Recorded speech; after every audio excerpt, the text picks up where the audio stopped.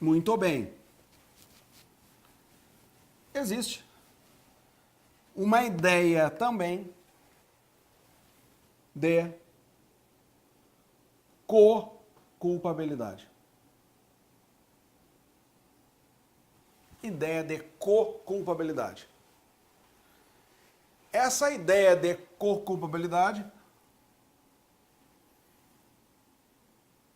evoluiu hoje por uma ideia maior, mais abrangente de vulnerabilidade. A ideia de co-culpabilidade é de um dos penalistas do século, Zaffaroni, que hoje já não trata mais de co-culpabilidade, trata de vulnerabilidade. A ideia de co-culpabilidade sempre foi tratada em um viés tradicional, exatamente nesse viés de Zaffaroni. Mas já vimos cair em concurso algo que não deveria ter caído em concurso, que era co-culpabilidade às avessas. Já já eu te mostro o que é e te digo por que, na minha concepção, pelo menos, não poderia ter caído em concurso. Tradicional, sim. Bom, qual é a ideia de co-culpabilidade? Quando nós falamos em co-culpabilidade, nós estamos falando em divisão de responsabilidades. Divisão de culpabilidade. Divisão de culpa. O prefixo co já indica isso. Nós temos dois pilotos pilotando um avião. Entre eles são chamados como copilotos. Eu sou um piloto e esse do meu lado também é piloto. Você é o meu copiloto. E o outro olha para ele e diz assim, você é o meu copiloto. Os dois estão dividindo a responsabilidade de pilotar o avião. Uma questão de subordinação e hierarquia é diferente. Um é o comandante, realmente está na nave. Não, mas os dois são pilotos. Se qualquer um dos dois morrer, o outro sabe fazer exatamente a mesma coisa. Copilotos. Autores de livro. Nós temos, às vezes, 2, 3 autores no mesmo livro. São coautores. Cada um com responsabilidade por parte do todo. A ideia de Zaffaroni é exatamente essa. A divisão de responsabilidade pelo todo. O todo, no nosso caso, é crime. Dividimos a responsabilidade entre quem e quem? Entre o criminoso, que está tomando um juízo de reprovação, e entre o Estado, a sociedade. Qual é a ideia da co-culpabilidade? O Estado em que nós vivemos não é comunista e socialista na concepção pura que um dia alguém pensou isso. De que todos da sociedade terão exatamente os mesmos direitos. Eu fui criado numa casa em que a frase era assim: onde come um, comem dois. Onde comem dois, comem três. Nos momentos mais difíceis lá em casa, apareceram pessoas com mais dificuldade ainda para vir sentar conosco à mesa. E o pai sempre dizia, onde comem, nós éramos 4, onde comem 4, comem 5. Comemos um pouco menos, mas comemos todos. Essa ideia é comunista e socialista. Vamos dividir com o irmão o que temos. Muito diferente do que a gente vê, às vezes, né? Numas concepções deturpadas. De que vamos dividir os deles e os nossos está bem garantido aqui. Os grandes ditadores hoje, socialistas e comunistas. Beleza. Mas a aula não é sobre essa coisa enjoada, incômoda e que nos causa náuseas de falar sobre isso. Não é. É sobre, definitivamente, o Estado não distribui igualitariamente as oportunidades. Não estou falando das riquezas, as oportunidades. Oportunidades. Nem todo mundo tem a mesma oportunidade que nós estivemos. Eu estar aqui e você estar aí. Não. Eu fico, às vezes, um pouco constrangido de ver alguns covardemente dizendo assim, ele não aproveitou as oportunidades, mas não teve cáspita. Não teve. Num dos primeiros mandados de busca que eu cumpri quando era policial, eu fiquei muito surpreso de ver dentro de uma panela de pressão, cozinhando com a panela aberta, né? Feijão, aí eu olho para aquilo, o que é aquilo? Jornal, cortadinho, tiras bem finas. Aí eu, boca grande aqui, mas o que é aquilo? E um policial já mais antigo, né? Aí eu, né? Tá, mas ele, fica na tua, depois eu te explico. Cala a boca agora. Beleza. Aí eu saio e pergunto, tá, vem cá, tia, que loucura é aquela lá? As pessoas estavam com o jornal dentro. É o que eles comem, ô estúpido. É o que aquela mulher dá para os filhos. Para que eles sintam um peso no estômago. Para que dê saciabilidade. Eles não acham ruim nem estranho. É isso. As condições não são iguais. Agora não me venha com o coitadismo. Que o meio influencia determinantemente o homem. Ah, não. Porque quando eu coordenava uma determinada pós de uma determinada faculdade aí, eu levava as pessoas para o Presídio Central de Porto Alegre, né? Considerado o pior da América Latina. Presídio Central de Porto Alegre. Hoje estão sendo chamadas de cadeia pública. A gente muda o nome das coisas, a gente vai mudando o nome das coisas, mas as coisas continuam exatamente do jeito que são. E é impactante. E eu ficava observando as reações dos alunos, e reações diversas. Assim como eu encontrava gente muito impactada pela coisa terrível que é, outros achando, é pouco para esses vagabundos, é pouco, isso é pouco. Ok, cada um tem uma forma de ver o mundo. Mas essa forma de ver o mundo, não raras vezes, é determinada pelo meio que ele veio. Muito bem. Numa daquelas visitas, eu pego carona com o aluno e eu pergunto, ei, velho, qual foi a tua experiência? Ele disse, Davi, olha, a parte para mim que mais foi, assim, pesada, um pouco difícil lá, foi a hora que nós estávamos lá em cima, né, e vimos aquele pessoal todo no pátio, e eu vi lá embaixo vários dos meus amigos. Vários dos guris que se criaram comigo. Eu digo, conte-me mais a respeito. Ele disse, a gurizada que se criou comigo na vila lá, eu vi, pelo menos uns 3 ali, velho. Um deles me viu, inclusive. Bingo! Marx não tinha razão. O meio influencia determinantemente o homem. Nada. Pode influenciar? Claro, óbvio. Mas determinantemente significa determinismo. Significa predestinação. Foi predestinado, porque nasceu em um lugar humilde, foi predestinado a ser criminoso agora. Não me venha com essa. Todos eles entraram no presídio. Todos. Uns presos e o outro visitando. É isso. Mas não podemos negar que o Estado não divide igualitariamente as condições. Não propicia condições de desenvolvimento. Quando você está numa sinaleira e vem de lá, inverno, frio, chovendo, e vem uma menina, que tu não sabe se aquela menina tem 11 anos ou se tem 23. Tu não sabe porque ela tem 30 quilos. Tu não sabe. Pelo tamanho dela, parece que tem 11 anos. Quando ela te diz a idade, tem 32, tu diz, como está conservado? Isso não é conservado. Isso é, a pessoa está subnutrida, é diferente, não se desenvolveu. E já vem com um pendurado no colo, e já vem com um outro na mão, e já tem um outro. Por quê? Porque não tem educação. Não tem educação e é como coelho, vai fazendo filho. É isso. Você, chovendo, frio, você pelo menos baixa o vidro para dizer, não vou te dar nada, ou só faz assim, ó. Você faz o tempo todo, assim, não, porque não fui eu que fiz filho, essa gente aí só vai criando filho, criando problema para os outros. É isso. Tem uma hora que o sujeito cansa do não. E tem um momento que ele diz, daqui para frente vai ser sim. E tem um jeito de fazer com que eu e tu diga sim para ele. Um jeito muito singelo, é meter a arma na nossa cara. Muito bem. Tirando os coitadismos de lado, eu não sou dado ao coitadismo. Não sou. Mas também não sou um sujeito que não posso enxergar as coisas. Eu vou me jogar na pele agora. Se eu saio daqui agora, né? Vou almoçar daqui a pouco, saio daqui.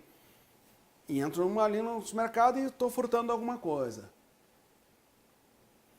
Tenho que receber a mesma pena do que aquela menina lá, que tu pensava que tinha 11, e na verdade tem 32. E que está pendurado com 5 filhos. Entrou lá no mesmo supermercado e também furtou alguma coisa para os filhos comer, tu acha que a minha pena tem que ser igual a dela?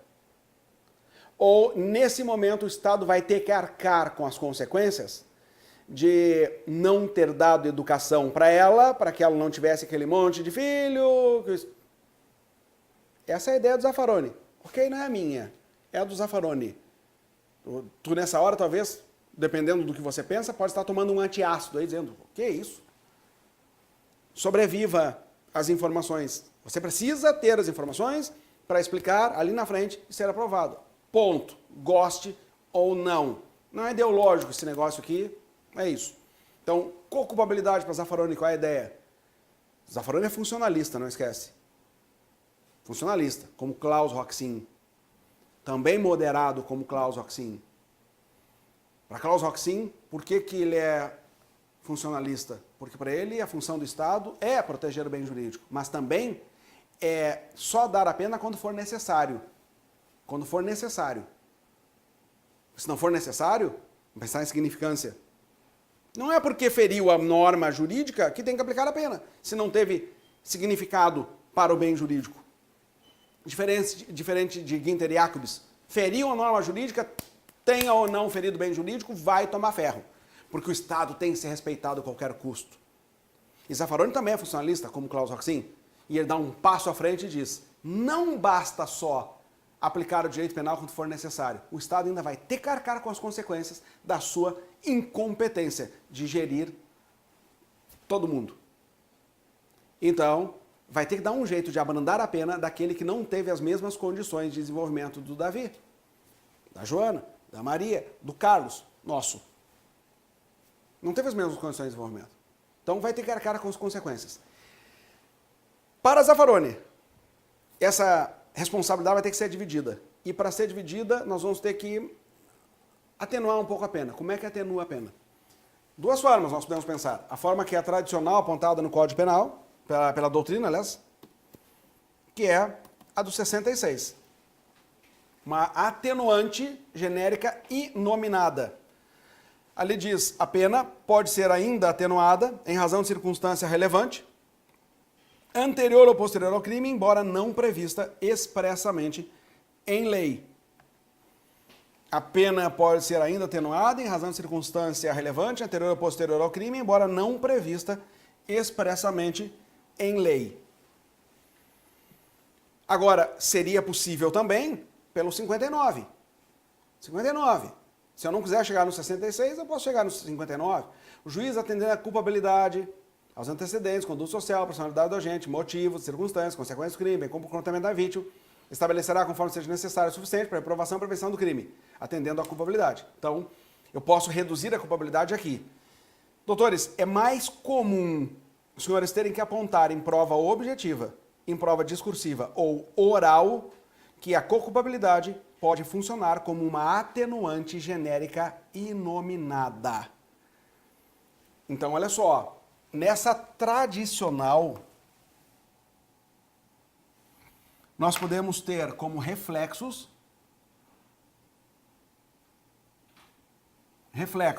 consequências,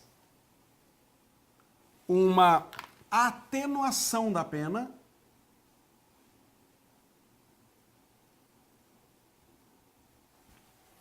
ou por uma atenuante genérica nominado, 66 do Código Penal, ou então, se preferir, por uma circunstância judicial que termina sendo favorável ao agente, pela divisão de responsabilidade com o Estado. Agora, em casos extremos, pode funcionar como uma causa supralegal, não prevista em lei, portanto, de exclusão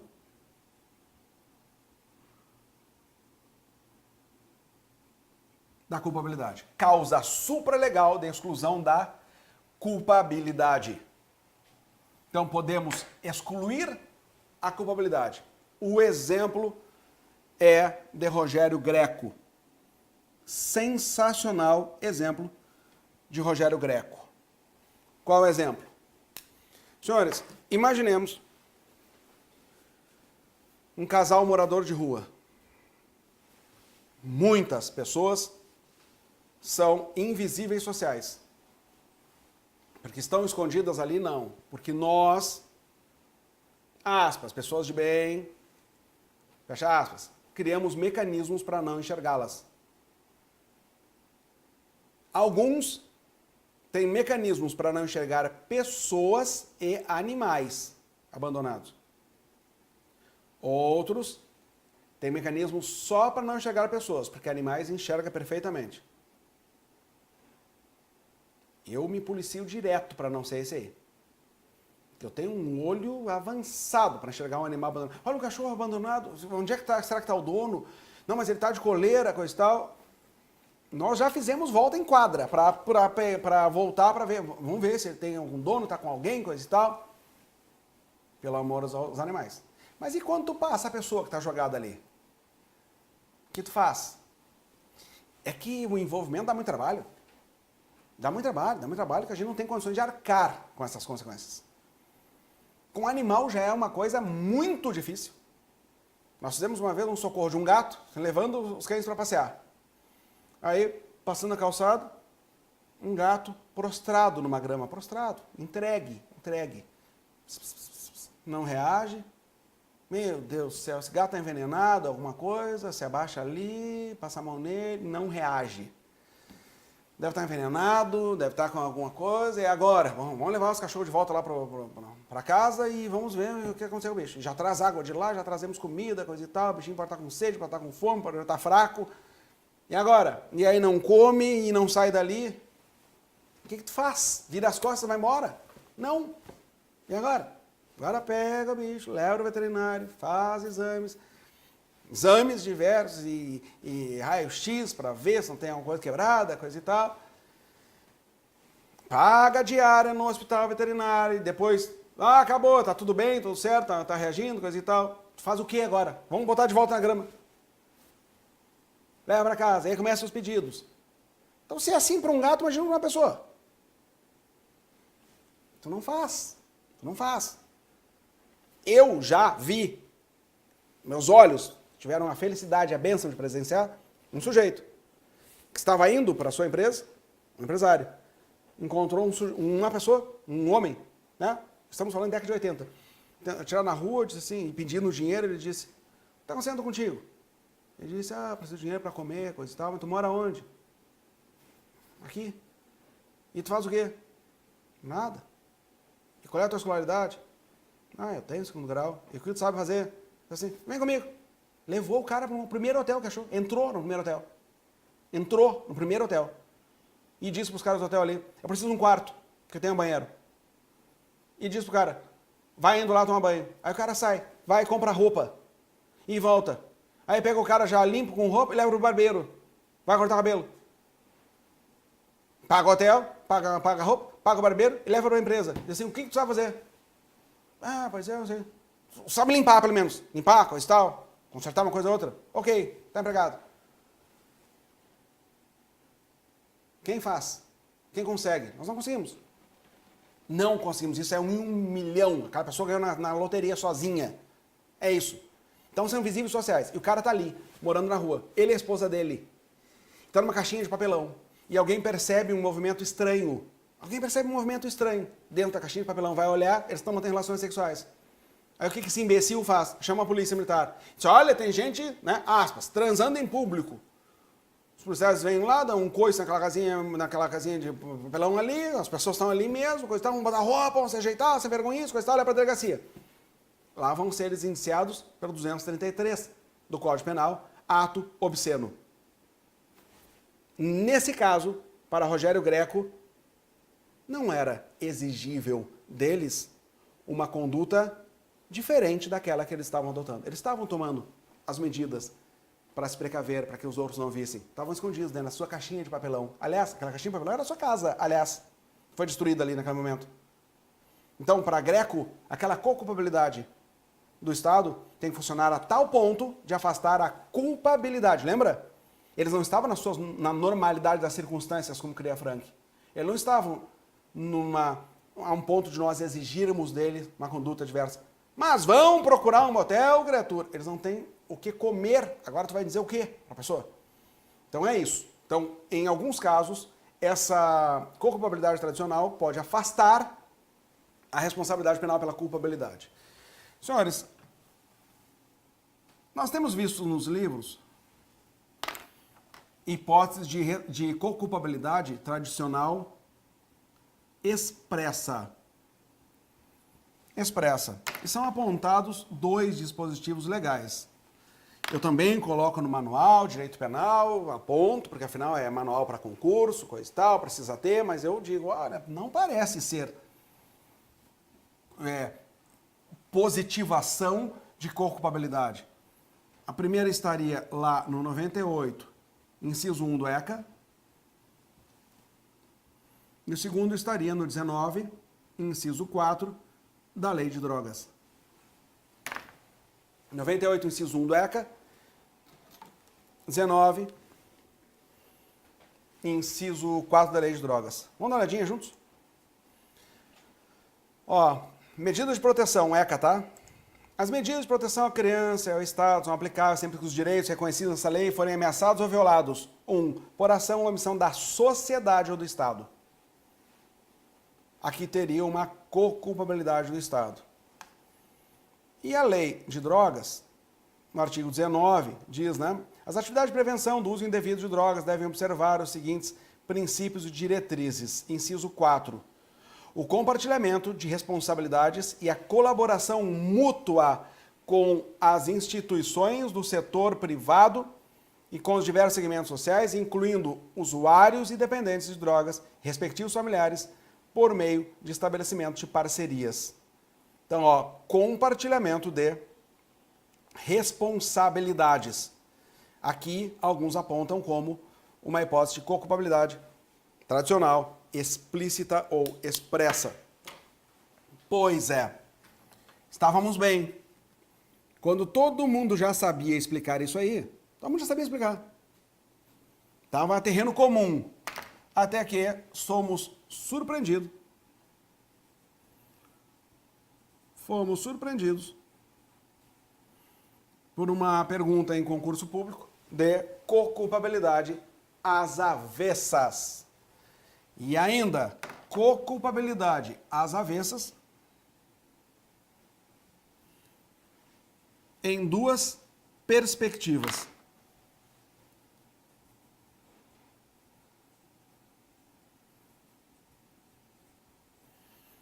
A pergunta no concurso foi, candidato, explique a co-culpabilidade às avessas em suas 2 perspectivas. Doutores, o que é isso? Co-culpabilidade às avessas em suas 2 perspectivas. Deixa eu ver se eu acho uma coisinha aqui para ti.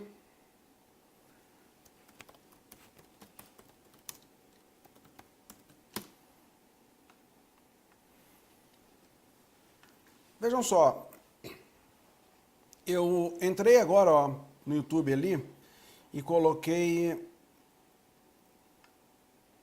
co-culpabilidade Gregory.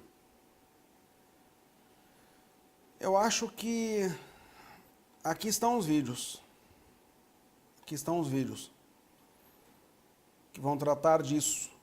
3 partes, ó, pelo que eu estou entendendo, ó. Co-culpabilidade do direito penal, 1, 2 e 3. E aqui nós encontramos, ó, quer ver, ó, princípio da co-culpabilidade no direito penal. Vamos ver onde é que aparece, ó, dissertação, discute a dissertação. Isso aqui foi uma dissertação de mestrado de um autor chamado Gregory Moreira de Moura. Gregory Moreira de Moura. Dissertação de mestrado. O que acontece? Essa pessoa resolveu estudar a co-culpabilidade. Então fez todo o estudo, desafarou da ideia de co-culpabilidade, foi indo para vulnerabilidade, mas resolveu colocar um olhar um pouco diferenciado, um olhar crítico. Olhar crítico. Nessa co-culpabilidade. Fez, aliás, na sua dissertação de mestrado, o que eu gosto muito que se faça em trabalho de conclusão. Inovou. O que a academia fica muito avessa. Nós vemos em trabalho de graduação, os examinadores da banca ali não querem que o o graduando escreva nenhuma palavra que tenha saído da sua cabeça. É só o que saiu da cabeça dos outros. É para mostrar que tem capacidade de fazer pesquisas bibliográficas. Aí quando chega na especialização, continua a mesma subordinação às ideias dos outros. Tem que mostrar, só tem capacidade de pesquisar. Quando chega no mestrado, segue o beijamão. Não é para inovar nada. A inovação é só em doutorado. Doutorado. Doutorado é que a gente pode inovar. Aí sim, o autor da tese de doutorado tem que apresentar aí sim um tema inédito, que hoje em dia é uma baboseira de tema inédito, né? E em tese, a academia faria uma pesquisa pelas universidades do mundo inteiro para verificar se realmente há uma inediticidade naquela tese. Bobagem! Depois que viveram dois humanos, Lavoisier e Bill Gates, acabou isso aí, meu irmão. Na natureza nada se cria, tudo se copia, diz Lavoisier. Né? O conhecimento ele é cíclico. Você não acha que você foi o primeiro a ter aquela ideia. Muita gente que nasceu antes de ti, muito antes, já pensou naquilo. E outros que vão ver depois, tu morrer muito tempo depois, vão ter aquele insight também. E o Bill Gates facilitou as coisas do copiar-colar. No mundo da academia, às vezes, esse copiar-colar é tão descarado que vira um plágio, mas de qualquer sorte. Esse sujeito fez o que eu penso que tem que fazer. Desde a graduação, nós temos, sim, o direito de expressar a nossa opinião. Ou nós vamos continuar só pensando pela cabeça do doutor. E agora de um curso que inventaram de pós-doutorado. É isso. Tem que ficar beijando mão o tempo inteiro. Não. A criança tem que pensar, desde a primeira série do primeiro grau. Tem que pensar. E não só repetir o que os outros fazem.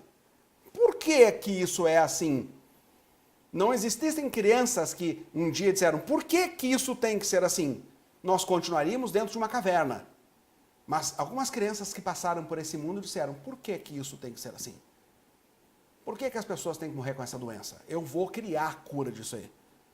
Por que que nós precisamos, para falar com uma pessoa, ir lá onde ela está, atravessar o mundo? Por que que eu não posso pegar uma caixinha, apertar uns números ali e falar com um cara lá do outro lado? Vou criar esse troço. E o Gregory é uma dessas pessoas que, não sei qual a combinação que ele fez com o orientador dele para que ele pudesse inovar, e ele inovou. Na pós dele de mestrado, ele criou duas perspectivas diferenciadas. Ele disse, olha, eu posso olhar com outros óculos isso. Na primeira perspectiva, é possível de nós vermos, discutir a seletividade do direito penal. O direito penal é seletivo. E eu te pergunto, tem alguma dúvida que o direito penal é seletivo? O direito penal é para determinada camada da sociedade? O direito penal, em tese, não é para mim e para ti? O direito penal é para quem está abaixo, para mantê-los lá, nos porões dos navios. É isso. O direito penal é seletivo. Como é que tu percebe isso? Quando tem certos tipos penais que são criados para certas camadas da sociedade que não vão pegar outra mesmo. Qual é uma das críticas que Gregory faz? A contravenção da vadiagem é muito mais fácil tu ver a polícia dando um rolé e trazendo a pobretada toda, sob o ponto de vista de serem vadios, do que trazer os bacanas. Trazer filho de rico. Trazer o rico, que não raras vezes é um grandíssimo de um vadio. E de um vadio que papai tem dinheiro. E aquilo vai ser vadio para sempre. Ele e a sua geração. Mas aí o direito penal não vai pegá-lo. Então tá aí a crítica do Gregory. Primeira perspectiva, seletividade do direito penal. E mais, tratamento diferenciado para as castas. Me diz, no caso da patuleia, que pratica furtos, se o cara devolve a coisa, o cara restitui, conserta a mancada, qual é a consequência para ele? Você já sabe. Se aquilo é até o recebimento da denúncia, arrependimento posterior, causa de diminuição de pena. Se é depois da denúncia, é uma atenuante genérica. Beleza. E no crime de colarinho branco? No crime de sonegação fiscal? Se o sujeito paga ou faz parcelamentozinho, qual é a consequência? Extinção da punibilidade. Então, 2 pesos, 2 medidas muito diferenciadas. Crime de furto, que é o crime do colarinho azul, você tem, no máximo, benefícios na pena. Ou causa de diminuição de pena, terceira fase, dosimetria, ou atenuante, segunda fase. E quando é crime do colarinho branco, você tem os benefícios da lei. Delação premiada hoje é para que tipo de crime? Para crime do colarinho branco ou do colarinho azul? Colarinho branco, é claro. E pode ter perdão judicial? Pode. Tratamentos diferenciados para pessoas que estão em castas, em camadas sociais diferentes. Essa é a primeira perspectiva.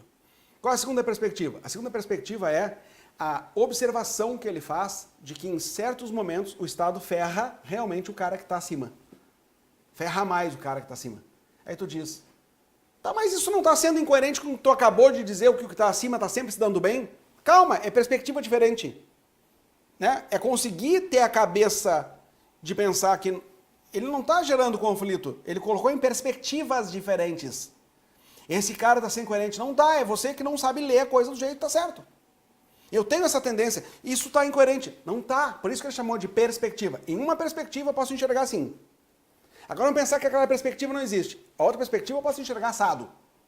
E qual é a segunda perspectiva? A segunda perspectiva é, tem situações em que a condição econômica do sujeito ferra ele. Em que a condição econômica do sujeito gera maior responsabilidade. Onde que vai estar isso? Ó, onde é que nós temos as avessas expressa e expressa no que diz respeito à segunda perspectiva? Vejam só, quando eu examino a lei de economia popular, olha só que interessante. Artigo 4º. Constitui crime da mesma natureza a usura pecuniária ou real assim se considerado. Beleza. Parágrafo 2º. São circunstâncias agravantes do crime de usura. Inciso 4. Quando cometido por militar, funcionário público, ministro do culto religioso, pessoa cuja condição econômica e social seja manifestamente superior à da vítima. Ou seja, a condição econômica superior à da vítima gera agravante no caso da lei de economia popular. E quando nós estamos estudando também a lei do consumidor, nós encontramos no 76, ó, são circunstâncias agravantes dos crimes tipificados nesse código, Código do Consumidor. Inciso 4. Quando cometidos A, por servidor público, pessoa cuja condição econômico-social seja manifestamente superior à da vítima. Aí está, portanto, a co-culpabilidade às avessas, em sua segunda perspectiva, explícitas, expressas.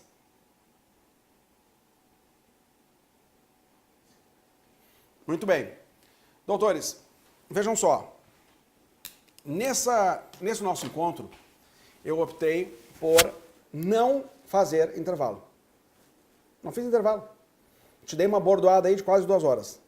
Quase 2 horas. Por quê? Porque o que nós desenvolvemos de raciocínio não poderia ser quebrado. E essa primeira aula de culpabilidade fica exatamente com conceito, evolução da culpabilidade e a co-culpabilidade em suas duas óticas, tradicional e as avessas. E as avessas em duas perspectivas. Essa é aquela aula que você tem que, acabou de assistir, arrasta a barra para o início e solta de novo.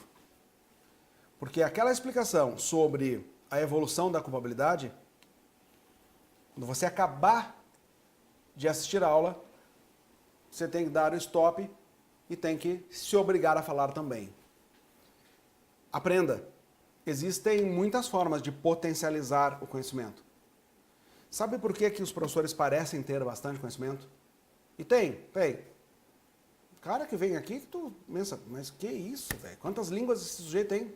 Parece que tem umas 3 línguas dentro da boca, porque o que fala é impressionante. Né? Que isso, rapaz? Deixa eu te contar uma coisa. Na minha primeira aula sobre a teoria do crime, em uma aula eu resolvia tudo. Fato típico, ilicitude e culpabilidade. Ainda sobrava tempo, folga muito, para revisar um pouquinho o inquérito. Depois eu precisei 2 aulas, precisei 3 aulas, precisei coisa e tal. E as últimas vezes que eu estava dentro de estruturas tradicionais de escolas, Davi, quantas aulas para a teoria do crime? Talvez alguns dos senhores tenham tido aula comigo em escolas, que daí é outro ritmo, né? Outro ritmo. com o aluno, está um troço mais lento. 20 aulas de teoria do crime. Mas e como é que chegou a esse conhecimento? Pela confissão, pelo falar aquilo. Vai falando, aquele conhecimento vai sedimentando. Você vai ter que fazer isso. Com os pontos sensíveis, eu sugiro que se dane quem está na volta. Se o cara ficou louco, tu tá sozinho lá no teu quarto, no teu escritório, sei lá onde tu tá, falando. É melhor para ser louco agora e ser aprovado em um concurso logo aí. Então, confessa conhecimento. Evolução da culpabilidade. A culpabilidade é desenvolvida em 3 teorias. Teoria é isso, aquilo, aquilo outro. Beleza, tu vai ver que a primeira vez tu acaba a resposta em 30 segundos. É isso que acontece quando tu vem para um curso de preparação para oral comigo, ou tribuna. Se eu te jogo cru nessa tribuna e te digo assim, 15 minutos tu tem para falar sobre culpabilidade. Olha, posso estar muito enganado, mas tu se rebenta em 5. Depois diz, Davi, não sei mais o que dizer. Pois é, ficou curto. Demais, não vai passar. Então nós vamos ter que dar um jeito de botar mais coisa. E aí acontece, fala a primeira vez, aí eu digo assim, fala mais um pouquinho sobre tal coisa. Explora mais tal coisa, volta lá para a tribuna. Aí o cara fala tudo que ele já tinha falado a primeira vez e fala um pouquinho sobre o que eu pedi. Puf, foi para 7 minutos. Ele disse, pois é, mas tu ainda esqueceu de falar sobre tal coisa. Volta lá e fala agora junto com aquela tal coisa. Aí ele vem, fala a primeira vez, fala pela segunda, fala pela terceira, e cada vez vai aumentando mais. Você vai ter que fazer isso. Essa é a aula que você tem que assistir mais de uma vez. Na próxima aula, eu entro em imputabilidade, potencial consciência de licitude e exigibilidade de conduta adversa e todas as suas causas de exclusão. Se você puder já ler antes, talvez o seu aproveitamento seja melhor. Eu espero que nesse curso que nós estamos fazendo com que seja diferente, você também esteja se comportando de forma diferente. Eu espero que você não esteja atrás desse monitor que nem um maluco. Copiando. O que ele falou e volta o vídeo, levando 6 horas para assistir um vídeo de 2 e perdendo horrores de tempo. Eu espero que você esteja com um livro aberto, meu ou qualquer outro, não importa, algum livro. Opa, tá aqui agora, coisa e tal, faz anotaçãozinha no livro mesmo. Opa, ó o detalhezinho aqui, Davi esqueceu de falar, toma esse mais aqui, aponta ali. Para realmente o que te interessar é o conteúdo. Esquece desse negócio de copiar o tempo todo. Se preocupa em... Entendi. 3 teorias. Não sei explicar muito bem ainda, mas eu vou ouvir de novo para saber explicar. É isso que você deve fazer. Ok? Prazer ter estado contigo. Um grande abraço e até a próxima. Esta foi a seleção de uma pequena parte de uma aula que eu acabei de gravar para um dos meus cursos. Se você quiser conhecer, entre em daviandré.com.br. Se gostou do vídeo, curte, compartilha e nós vamos nos encontrar outras vezes por aqui. Um grande abraço.